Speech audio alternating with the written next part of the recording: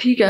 अच्छा, प्लेटलेट्स की कमी जो है उससे लोग बड़ा डर जाते हैं, खास तौर से डेंगू के मामले में देखा जाए तो कैसे एक तो वो प्लेटलेट काउंट को जो है वो थोड़ा सा बेहतर रख सकते हैं, और फिर किस स्टेज पे जाके डेंगू की जो कॉम्प्लिकेशंस हैं वो सामने आना शुरू हो जाती हैं, फिर लोगों को पता नहीं होता, फिर इवेंचुअली एट द एंड वो लोग हॉस्पिटल भाग रहे होते हैं। प्लेटलेट्स बेहतर करने के लिए आपने अपनी डाइट को बेहतर करना है। और देखें आम रूटीन में ना बेचारे लोग वो खा पी भी नहीं सकते, क्योंकि कुछ खाते हैं तो उल्टी आ जाती है। अब वो बेचारे क्या करें, एक तो खाया भी नहीं जाता और ऊपर से प्लेटलेट्स भी गिरते जा रहे हैं। बस इसमें हमने कुछ थोड़ी बहुत जो सिप्स की फॉर्म में चीज़ें ले सकते हैं वही एडवाइस करते हैं हम कि पानी लें, कोकोनट वाटर लें, ORS पानी लें। ORS से नमकियात पूरे होते हैं, उल्टी वगैरह आती है, नमकियात की कमी हो जाती है, ये चीज़ें लेनी है। बाकी आपने उसका हाइड्रेशन स्टेटस के लिए लोग बहुत ज़्यादा पपीते का जूस और उसका ये एप्पल जूस इस्तेमाल करते हैं। वो स्पेसिफिकली प्लेटलेट्स बढ़ाने के लिए शायद उनका इतना ज़्यादा रोल स्टडी नहीं हुआ। अच्छा, कि कोई हमारे पास स्टडी हो और वो ये कहे कि हाँ भाई अगर आप इतना पी लेंगे। कुछ लोगों की अपनी पर्सनल ऑब्जर्वेशन है, कुछ लोग कहते हैं इससे फ़र्क पड़ जाता है, कुछ नहीं पड़ता, लेकिन इसको लेने ना लेने से कोई रिस्ट्रिक्शन नहीं है। फर्क पड़ता है ना, कुछ लोग कहते हैं पड़ता है, इसलिए अगर किसी को अच्छा लगे तो वो ले ले, हमें इस पर कोई इतराज़ नहीं है। डाइटरी चीज़ है और एप्पल ही है ना, एप्पल का क्या है, अगर एप्पल का आप ले भी लेते हैं तो कोई हेल्दी थिंग है।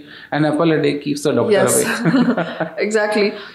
तो हाइड्रेशन इसमें प्रॉपर रखने के लिए जो है वो पेशेंट को जूसेस पे मोस्टली रिलाई करना चाहिए। अगर आप मुझसे ये पूछें कि डॉक्टर साहब डेंगू में डेथ किस वजह से होती है, तो नंबर 1 कॉज जो है ना वो डिहाइड्रेशन है। अच्छा, ओके। डिहाइड्रेशन है। दूसरे नंबर पे है खौफ। लोगों को इतना खौफ हो जाता है बेचारों को कि भाई इस खौफ से आधे लोग कुछ अमवात रिपोर्ट हो जाती है। बिल्कुल। फिर अपर जी वो ब्लीडिंग हो जाती है, वो कहीं से भी, नाक से, मुंह से, पकाने के साथ कहीं से भी ब्लीडिंग हो जाती है, वो आपको किसी ना किसी पेचीदगी में ले जाती है।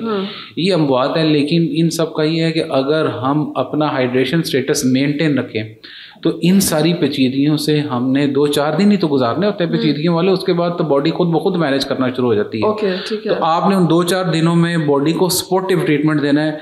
अगर पेशेंट ओरली ले सकता है, जूस ले सकता है, या कोई पानी ले सकता है, या ORS या कोकोनट वाटर, ये चीज़ें ले सकता है उस फेज़ में, तो वेल एंड गुड। लेकिन अगर उसको ये लेने से उल्टी आ रही है तो फिर उसको IV ट्रीटमेंट, IV फ्लूइड्स देते हैं ताकि पानी की कमी ना हो, क्योंकि पानी की कमी बहुत लीथल होती है इसमें। ठीक है, खतरनाक हो सकती है।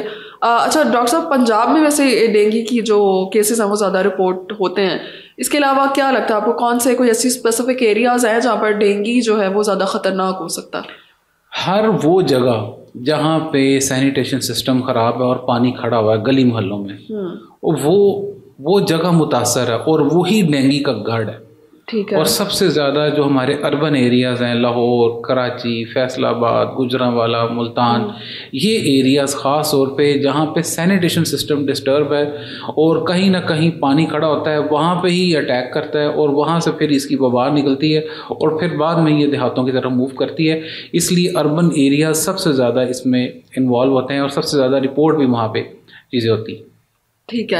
अच्छा डॉक्टर साहब, डेंगू से बचना मुमकिन है क्योंकि मच्छर के ज़रिए होता है, मच्छर को आप आई थिंक रोक नहीं सकते, तो कोई वैक्सीन है इसके लिए? वैसे इसकी वैक्सीन वैसे वर्ल्ड वाइड तो कहीं न किसी कई मुल्कों में है, पाकिस्तान में अभी इसकी वैक्सीन नहीं है। अच्छा। लेकिन एक है कि इसकी 4 टाइप्स होती हैं, 4 इसकी टाइप्स होती हैं। एक टाइप से जिसको इन्फेक्शन हुआ है लेस लाइकली है कि उसको वो उसी टाइप से इम्यून हो जाता है। ओके। लेकिन दूसरी जो इसकी टाइप है उससे वो इम्यून नहीं है, वो उसे दोबारा भी इन्फेक्शन कर सकती है। ठीक है, मतलब अगर किसी को एक दफ़ा डेंगू हो गया है तो चांसेस है कि दोबारा भी हो सकता है। एग्जैक्टली। अगर उसकी दूसरी स्ट्रेन ने आपको मुतासर किया है तो वो दोबारा भी इन्फेक्शन कर देगी। अच्छा, ठीक है। मतलब तो वैक्सीन इसकी पाकिस्तान में नहीं है।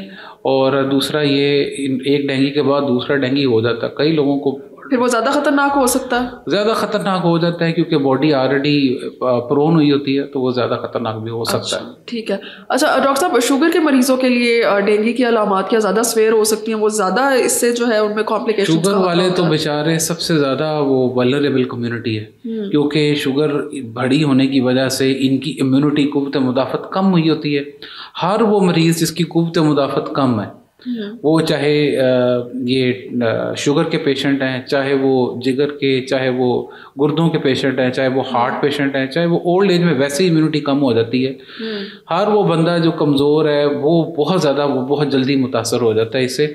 इसलिए इन कम्युनिटीज़ को ज़्यादा उसकी एहतियात की ज़रूरत है, ताकि इन दिनों में वो बिल्कुल भी कोशिश करें कि जितनी भी एहतियाती तदाबीर हम बता रहे हैं वो ज़रूर वो फॉलो करें। ठीक है, बहुत शुक्रिया।